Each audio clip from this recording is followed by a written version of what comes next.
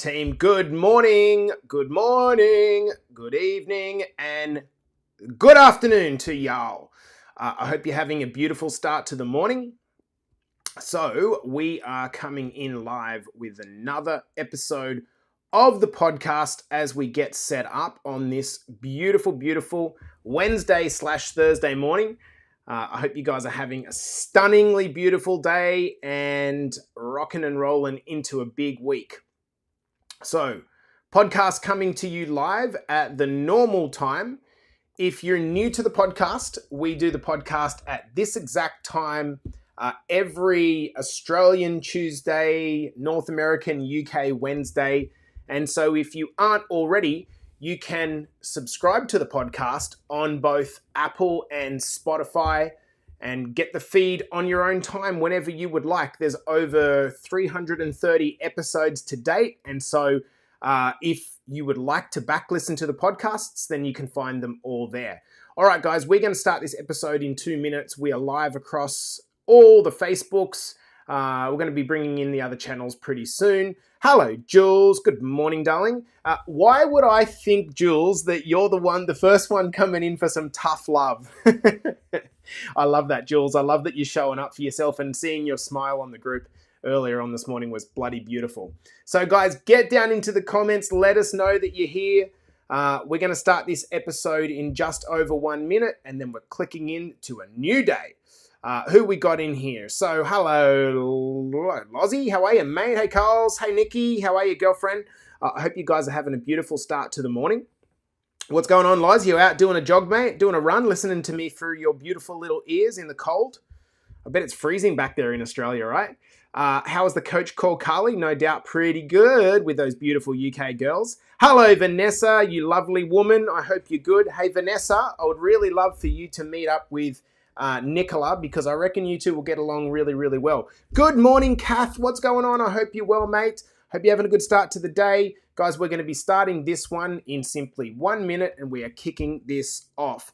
So I might just save everything for the podcast episode, because this is going to be, like I said, a bit of a tough love episode. Hello, Tez. How are you, mate?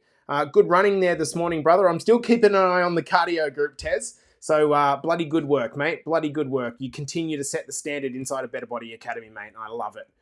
Guys, if you haven't already said hello, bloody say hello in the comments so I know that you're here and I know who I'm talking to. And we're going to get this started in literally 10 seconds. All right. Hey, Jules. Good morning, buddy. Or good afternoon for you. Jules, I cannot wait to see you in less than 2 months. Jules, I'm going to give you the biggest hug in the world. Hey, Ange, I hope you're well, mate. All right, guys, let's do this. We're going to bring in TikTok and what's the other one? Instagram. I'm not used to all these new platforms. And I think we're ready to go. So let's go, guys. If you've got any questions or comments, feel free to add them as we go. Let's get started on the count of 5, 4, 3, 2, and 1.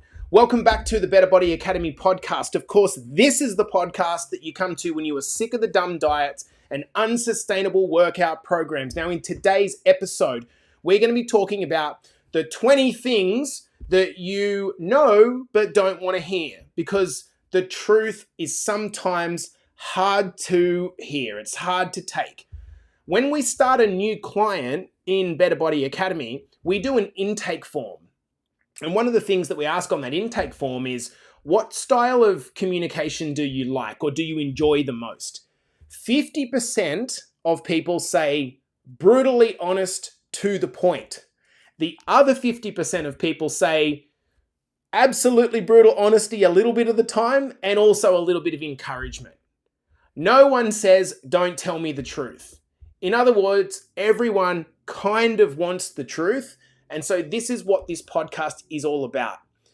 Going back around 80 episodes, in episode 260 of the podcast, I covered a lot of these topics. This was one of the most listened to episodes of the podcast of all time.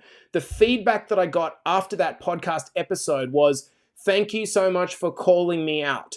So today, with so many new men and women in our program, I thought it is the right time to do a revisit of this list. And the reason is because, you know what? The reality is things don't really change. The truths around health and fitness are eternal. They don't change. The things that worked 20 years ago still work now. And if you are humble enough to look at them and distance your ego and try not to be hurt by them, this might be enough to jolt you back into momentum. Now, I do want to say one thing at the same time. Please understand that this is delivered with absolute love. Okay? I need you to know this from the start. It's called tough love for a reason. I believe that a lot people need encouragement. The reality is losing weight, getting in shape already often carries with it a lot of guilt and shame. And it's not that people want to be overweight, it's that it happens because life gets tough, right? So, like, fat bashing is stupid. It doesn't make any sense. But also, if we're going to make changes, we need to be able to draw a line in the sand. So as long as we can agree that we're going to draw a line in the sand and this is delivered with absolute love, then we can move forward, and let's get into the 20 truths. So please stay attending, strap yourself in, and maybe if you're not running or at the gym listening, write down one or two that screams out to you the most. So let's get stuck into this. Number one, the truths, the 20 truths, is you are not big boned or bloated. Like, this idea is absolute bullshit. It's body fat, right? Body fat stores when you take in more calories than you expend. And the challenge with humans is that we have an unlimited ability to store body fat. The problem is that this body fat is killing us. It's the single greatest reason why people have diabetes and heart attack and stroke. If there is a condition that's more damaging, I would like to know what it is. I hear of men dying at like 40 and 50 years old, men and women dying at 45. That's like half of your life you're robbing yourself of. And if you're a guy, particularly, and you're kind of wondering why you've got this big old belly, but it's not floppy, and you've kind of thought to yourself, well, this isn't very dangerous, this must not be fat. I'll tell you what's happening there. Basically, under the level of your abdominals, you've got a bunch of what's called visceral or deep fat that is pushing your abdominals out. So it feels hard on the surface, but it's strangling your organs. That's actually far more dangerous than the floppy type of fat. So as a first step, start by please accepting that this is fat. It's not air, it's not bones, it's not down to genetics. And if we can start by acknowledging that, there's something we can actually do about it. So let's get to number two. Most people, they don't want to be overweight, but they just don't know the way out of it. We describe our fat affectionately as like jiggles, but most of us don't want it. Now, straight up, there is no place in the world for fat shaming. I think that's like the lowest of low. To attack a person's character, like racism, sexism, homophobia, etc., like their character based on their external experience, that is as low as you can possibly get. And usually it's the most unintelligent people, naive people that are throwing the insult. Let's look at body fat, excess body fat, as a health problem. It is a health problem because not only is it not great for your mental health, but in addition to that, if you've accumulated a lot of it, it then has life circumstance problems, both in health and the quality of your life. Neither of these things you should be ashamed about because you didn't want to gain it. This is about, okay, try to let go of the guilt a little bit and look at it as a challenge that we've got to overcome. And we do that by getting a simple plan and some accountability. Look, we're in an age, guys, where information overload, I think, is like, it's everywhere. You've got information coming at you from everywhere. You don't need more information. You need some support and some accountability in implementing it because you're so busy and overwhelmed. And number three is that no one is coming to save you. This was a great comment that came from one of my clients on our UK mail call yesterday. I said, what's the biggest revelation that you've had over the last year? And he said, I just realized that no one's going to do it for me. And isn't that really, really insightful? You can procrastinate all you want, but the only person that can save you is you. Like, factually. Everyone like talks in these cliches, but we don't actually apply the cliches. You are the only one that can save you. Now, wait a second. Some people are born into situations which are way harder than others. Way harder than others. And that sucks. But speaking objectively, and what? Like it sucks that you lost your parents. It sucks that you went to a bad school. It sucks that you have a condition. And I'm going to put my hand up and say, this is coming from a privileged white guy. Easy for fucking me to say. But if you can distance yourself and just step back, like blaming the circumstances it doesn't actually help you move forward. The most powerful mindset that you can ever have is this mindset that, look, not everything's my fault, but it's my responsibility because I'm the only person that can save me. Does this make sense? Number 4, your excuses are not unique to you. They're the same ones that are universal and all of us use. When I'm having conversations with people about getting started, they say things like, I've got no time and I've got no energy and I've got no... When you're on the other side of that conversation, you hear that 70,000 times a day. But the person who is suffering from the no time, the no energy, the no life, the no mindset, all of the different things, like they feel that so strongly and understandably. Like, I get it. But we've got to make the excuses the reason we keep fighting, not the reason we give up. Are your circumstances hard? Yes, absolutely hard. Harder for a lot of people, particularly if you're a single parent, for example. Monumentally fucking hard. But what are you going to do about it? Like you have to do something about it.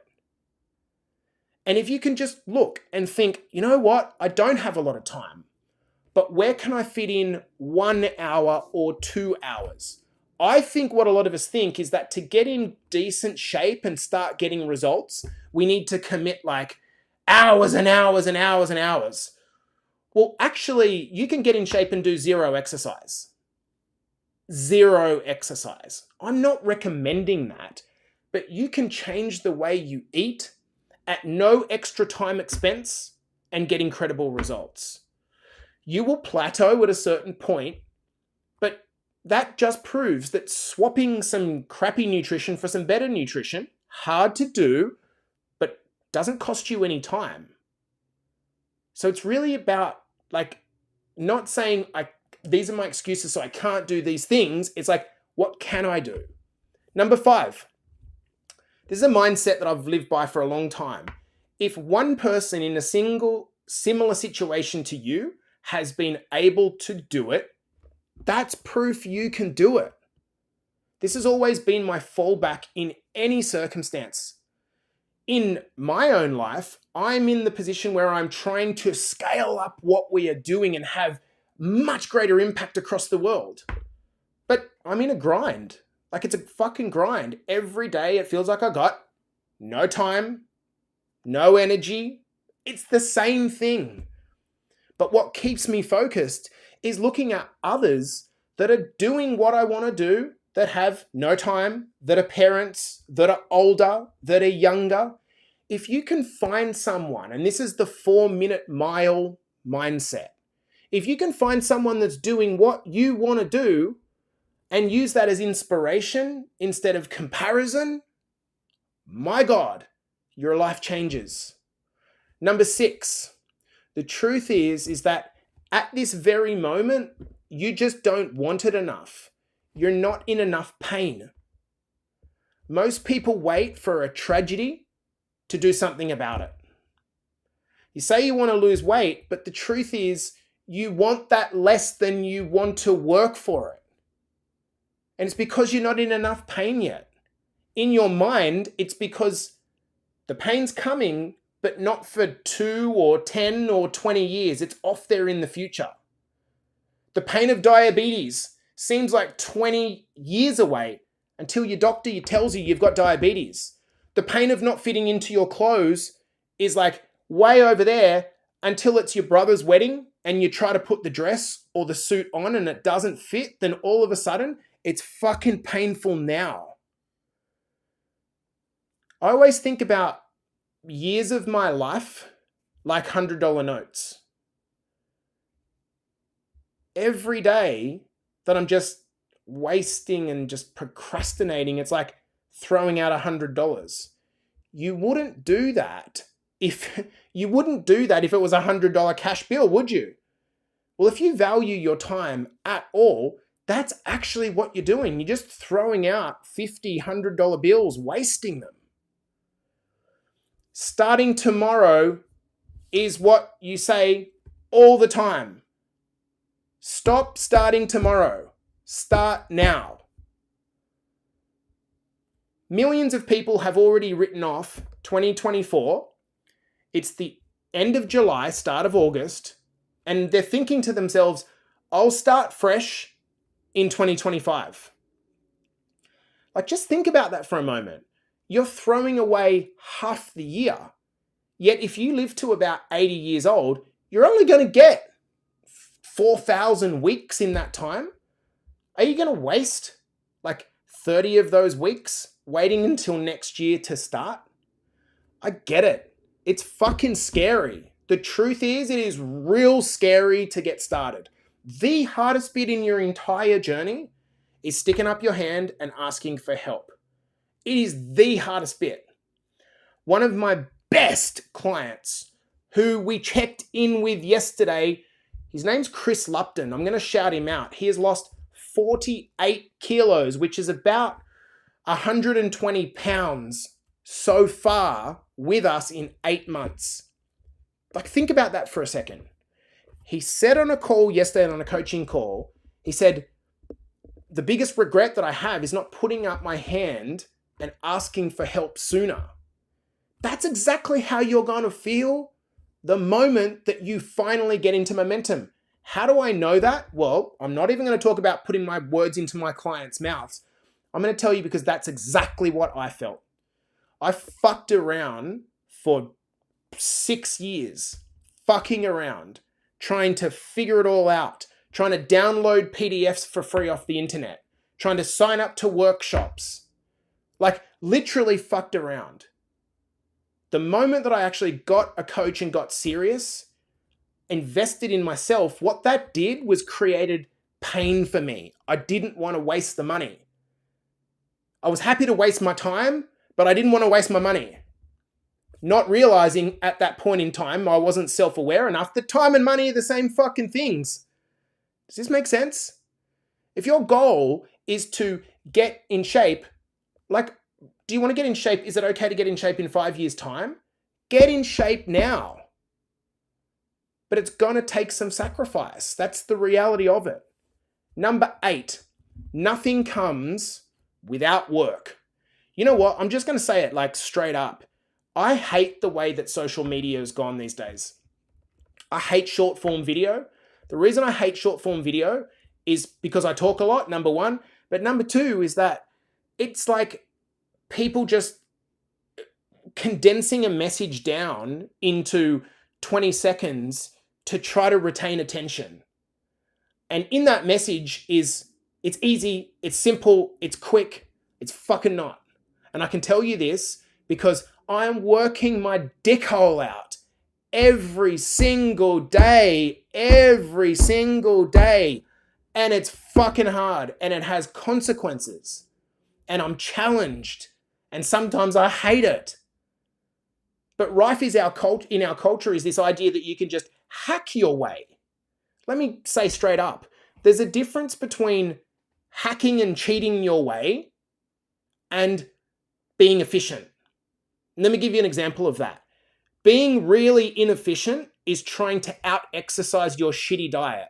That's being very inefficient. But hacking your diet, it's not really a thing. It's going to take work. It's going to require that sometimes you're just going to want to eat. That's just humanhood. Let's talk about weight loss surgery. Yes, you can have weight loss surgery, but it comes with consequences. The weight comes off very quickly. You fuck your metabolism. There's incoming side effects. And if you've still got the poor relationship with food, Nothing's going to change because you haven't fixed the emotional shit under the surface. I learnt this the hard way in marathon running. It was just so freaking hard. So stop taking shortcuts. Be efficient, but just understand there are no shortcuts. Number 9, we only do what we feel like doing, and what we feel like doing is sitting on the couch and eating a fucking pizza. Anyone with me? Let me know in the comments if you're still with me, because that's what I feel like doing right now. I feel like sitting on the couch and eating a pizza. I don't feel like running a podcast episode. There's this fucking spiritual movement at the moment which says you should only do what you feel like doing. Where I come from, it's the exact opposite to that truth. You've got to condition yourself to do what you don't feel like doing. If you don't feel like going to the gym, that's what you've got to do. If you don't feel like reducing your calories or giving up alcohol, that's what you've got to do. That's not meant to be fun. Your brain's trying to protect you to keep you alive. It's trying to store fat on you, so it's a backup source of energy in case in the future you're going to undergo starvation. It wants you to be comfortable. But you want a better life? This means that you're going to have to challenge yourself sometimes. Number 10, you quit so quickly. I mean, literally fucking quit so quickly. At first, it's just this little bit of friction. You fucking give up. Let me ask you a question. At the start of this journey, whether you're on it, you're thinking about starting it, or you're halfway through it, did you think that it was going to be easy, or did you set yourself up with some false expectations? My thinking is that you knew at the start that it was going to be hard, because inherent in the word transformation is the word transform. Trans means change. Form. Change your form. Changing your form, becoming a new person, is really fucking hard to do when you've lived the same way for 20, 30, or 40 years. It's really hard. But to all of those of you that are in Better Body Academy and doing your own independent program, and you are sticking to it, and you are grinding, and you want to give up, but you're not giving up because you believe that eventually if you just stay on it, things will come good, congratulations. That is the mindset that it takes. You can vent all you want, but actually quitting on yourself is the start of death. So many people quit on themselves at 30 and 40 and 50 and start dying. And then they get to 80 and they have a funeral. Like, let that fucking hit. Number 11. By the way, I'll interrupt here to say, like, guys, remember this is about love. And I'm so passionate about this that in my mind, I'm like, if one of you out there can hear me and just it gets through and you're like, you're right, I just needed to be called out on it, then it's worth doing. Number 11, you've got loose lips and it's rubbish chat. What you say is a printout of how you think. So think about this morning or this afternoon or today so far. Think about the things that you've thought about in your mind. Think about the things that you've said out aloud to your friends, to your colleagues. What's it been like? Because most of the stuff that we say, that we're unaware of it until we remember and think about what we actually said. And most of the time, it is this constant negative chatter. This is why when you come in Better Body Academy, the people that lean into the group change. It's not about fucking posting in a Facebook group. It's about getting involved in a community that's talking about shit that's not negative, that's talking about things other than how much things suck. Literally, you gotta stop saying negative things out loud.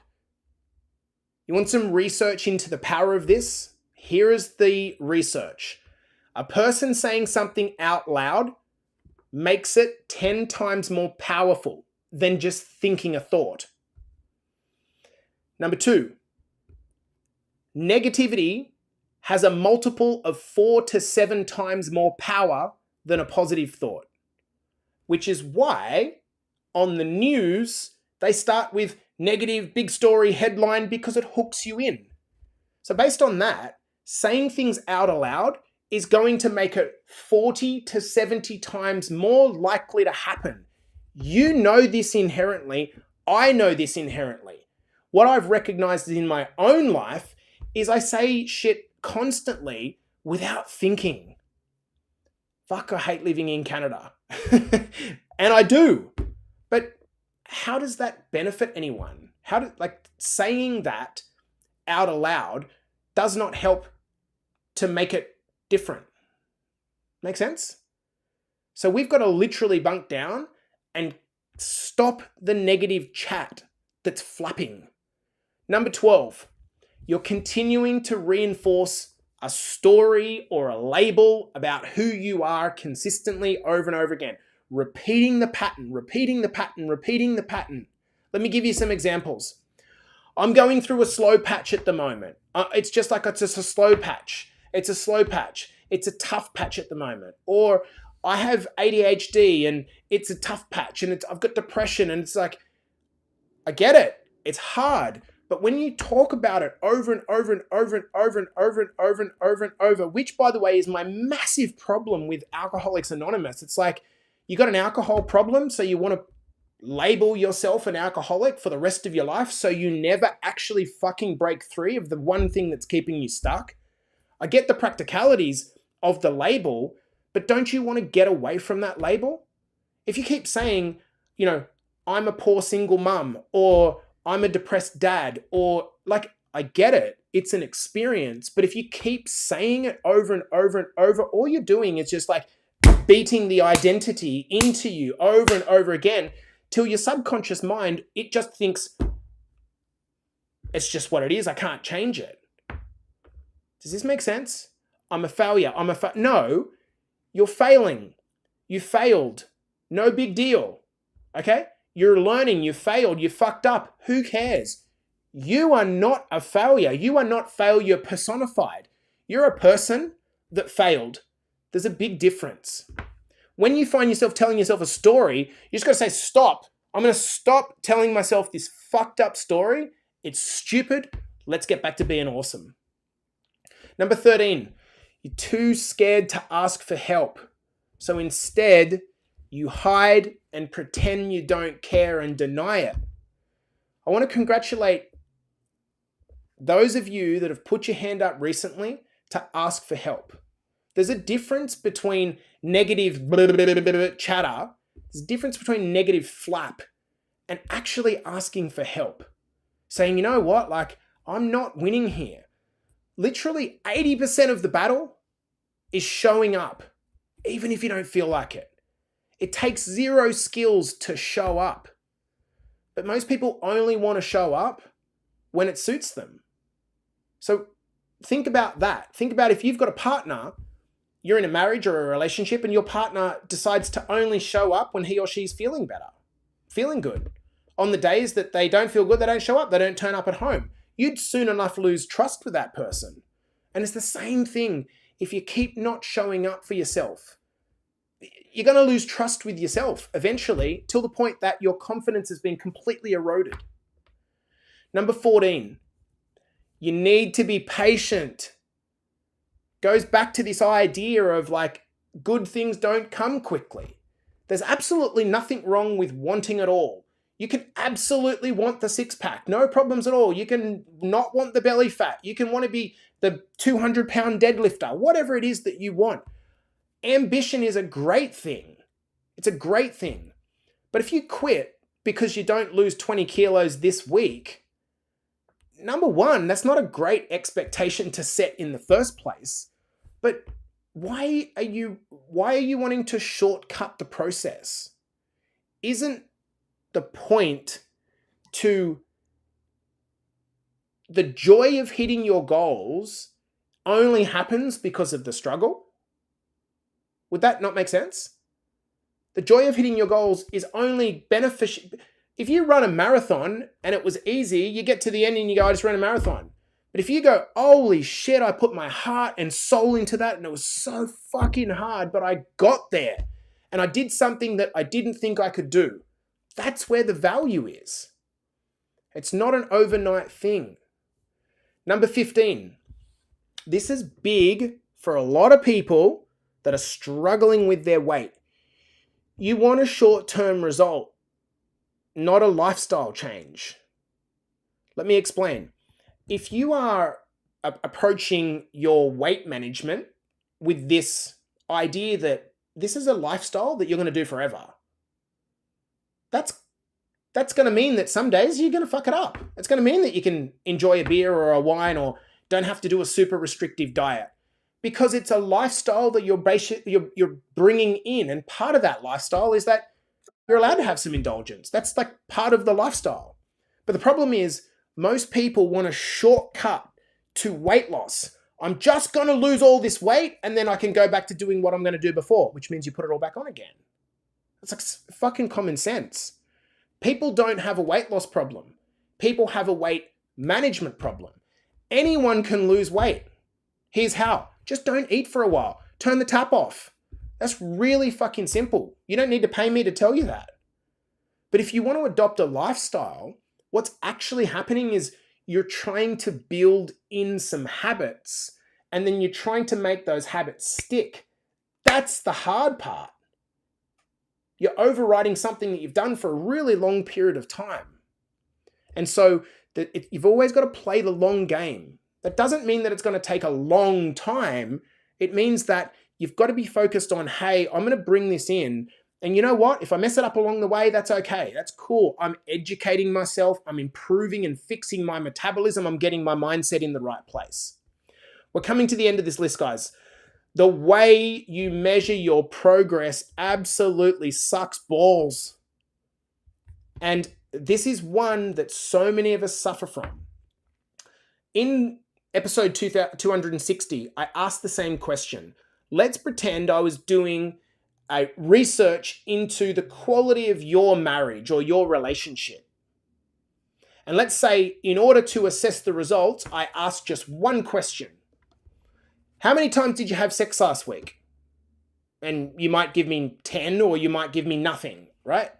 Or something in between. But like, is that an insight into your relationship? Maybe, maybe not. The number of times you had sex last week could be indicative of a billion things. It might be, maybe your partner was away the whole week. Maybe you had lots of sex because they were home. Maybe you had a fight. Maybe one of you was menstruating. I don't know. But do you think that looking at one metric clearly I've used a stupid analogy to try to ask, does one metric define the whole thing? Yet so many of us jump on the scales and we say, did we have a good week? No. Why? I didn't lose weight. Yet, if you lost 200 grams, you'd still say it's a successful week? Like, guys, come on. Stop looking at things so in one metric. You could have a great week and put on weight. Physically, because maybe you're more hydrated, maybe you're building muscle, or maybe because you didn't focus on being really restrictive. Maybe instead your key focus at the moment is to get really strong, which is great for your metabolism. But if you're just looking at it like, oh, I did good, I lost 200 grams, like, fuck, man, like, you're cutting yourself so short and playing such a short, small game. Number 17, your why is that I want to lose weight. Why are you doing this? Because I want to lose weight. Like, is that it? Can we not scratch a little bit deeper? What's going to happen when you fracture your leg or you tear a hamstring training? What's going to happen then? If your why is that I just want to lose weight, like, why do you want to lose weight? Because what's going to happen is the moment you look outside, you've got a gym session or a run planned and you look outside and it's pissing down raining, the first thing you're going to do is go, I want to lose weight, but not that much. I'm not going to go out in the rain. You're going to start to negotiate with yourself. So you've got to get deeper in why you actually care about the weight loss so that when the challenges come up, you remember why you're doing it in the first place. And for a lot of us, it's going to be that I want to have a better experience while I'm alive. And number two, I want to be a better role model for my kids because that makes me feel good. I want to feel proud in the mirror. I don't want to live within myself anymore. I'm sick of looking in the mirror and thinking, fuck. Number 18, you need to fit your own mask first. I see all the time, particularly with parents, they want to make their kids' life better. They want to do everything for everyone else. They want to volunteer at the canteen at school, and they want to do this and this is all great. But then if you go home depleted and feel like shit every single day because you've looked after the world but not yourself, I don't know. I don't think that that's the best way to operate. It might look generous on the surface. Not only are you robbing yourself of some level of freedom, what you want to do in your life, but you're also robbing the people that you care so much about the best version of you. Because when you're tired and you're mentally not there, you feel shit about yourself, you don't show up like the person that you want to. I know this firsthand because if I don't go and train in the gym and look after myself and have some energy left and I come home and the kids are there and they want to play, but dad wants to sit down, like that's robbing them, even though it seems generous in the moment. Number 9, this one's going to be really, really quick. Stop consuming shit that doesn't do anything for you. And I'm not just talking about food. I'm talking about stuff from the news, from social media. It's like the old hot pan. We keep grabbing the pan. Just keep grabbing it like we're addicted to grabbing the hot pan and wonder why our hand keeps getting burned. When you're looking at the fucking news and it's just like death, rape, earthquake, like subconsciously, what do you think that's doing to your mindset?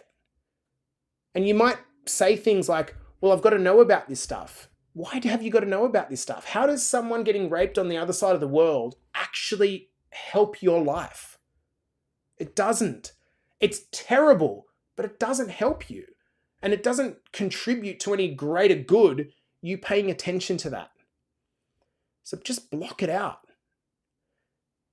By the way, this episode isn't negative. This is the information we need to hear to be able to say, yeah, you're right, I need to put a filter in.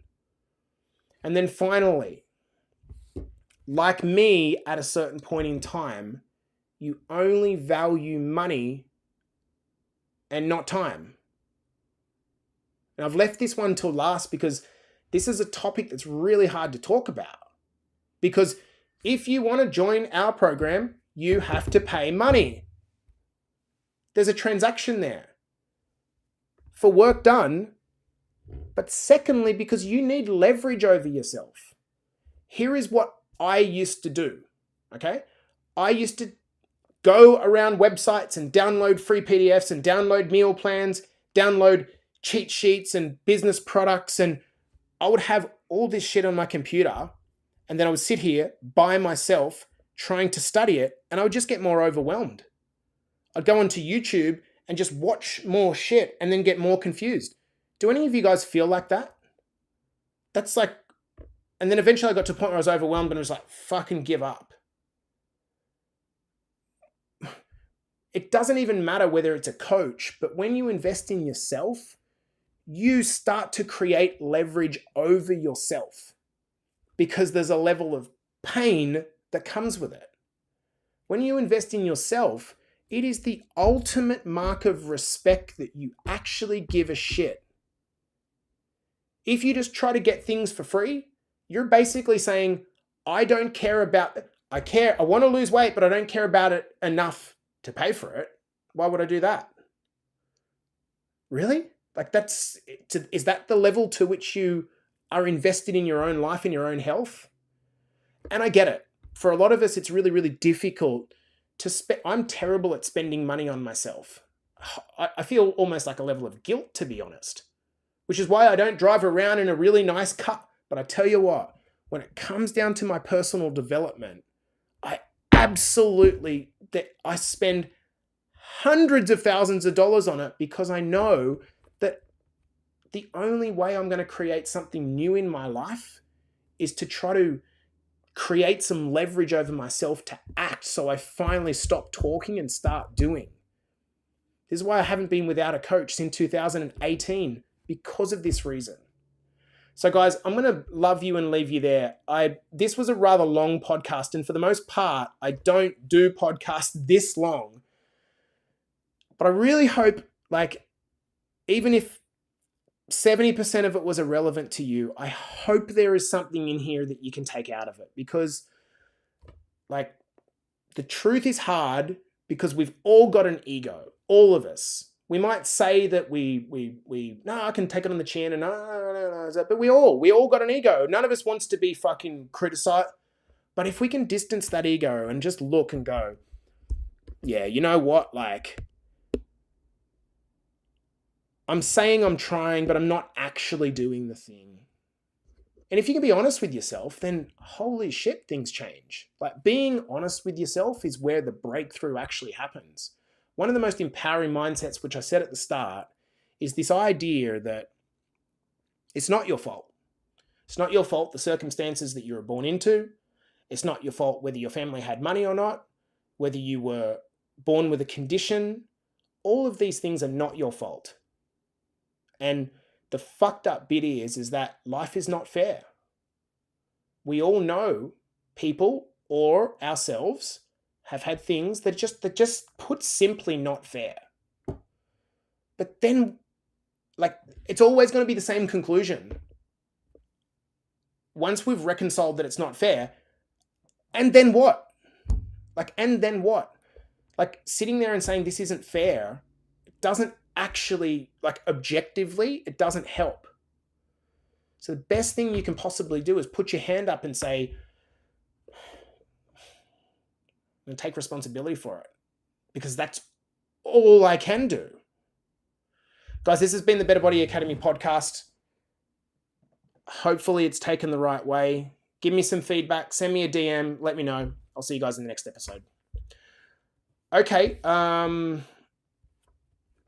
we're live across about 7 or 8 platforms here. Again, hope it was taken the wrong way. We've got lots of people joining and have joined the podcast along the way. So thanks for coming in, guys. I hope it was helpful in a way. If you got any questions, fire them through to me. Appreciate the feedback either way, and we can take it from there. Peace out, team.